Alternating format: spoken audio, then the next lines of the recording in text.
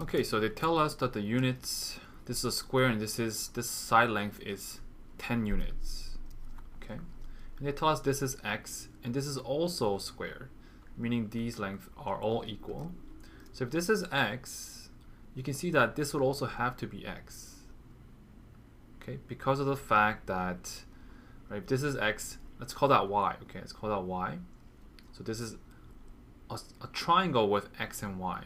And because of the fact that this is a square, they all have to have xy, xy. They have to be the same congruent triangles. Okay, so this is xy. But you know that x plus y is 10, which means y, we can just write it as 10 minus x. It says to determine the area of the inscribed square as a function of x. So let's call this S squared by Pythagorean theorem must equal to x squared plus y squared. Now y is 10 minus x. Okay. So then S must equal to the square root of x squared plus 10 minus x squared. What is the area of the squared? Well, area is s squared, so we can just copy and paste this part right here. Area is x squared plus 10 minus x squared. Second part, part B, determine the domain and range. Okay, so the first thing we actually have to do is expand this out, because we're going to get a quadratic, which is a parabola.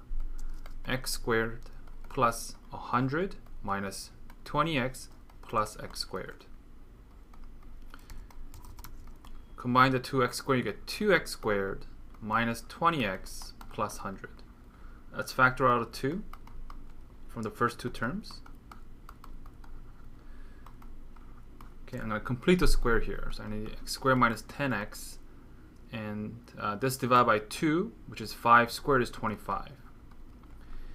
Okay, and I have to subtract the 25, but that has to be multiplied by this 2, because this, if you open the bracket, this 25 would have been multiplied by 2. Okay, so we're almost done. 2x minus 5 squared, this is minus 50, plus 100, so it's plus 50. It's a parabola. So the domain, right, a parabola looks like this. And this one in particular looks like this, 5 and 50. Roughly looks like this. So x is everything. Okay. The range, however, it's only from starting from 50 and up.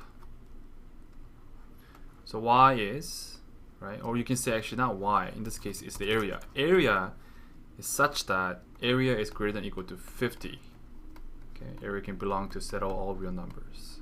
That's the range. Okay, and then, so now determine that, this is part B. It says C, determine the perimeter of the inscribed. Okay. The perimeter is clearly 4s. So here's our s. So it's going to be 4 times by this square root expression.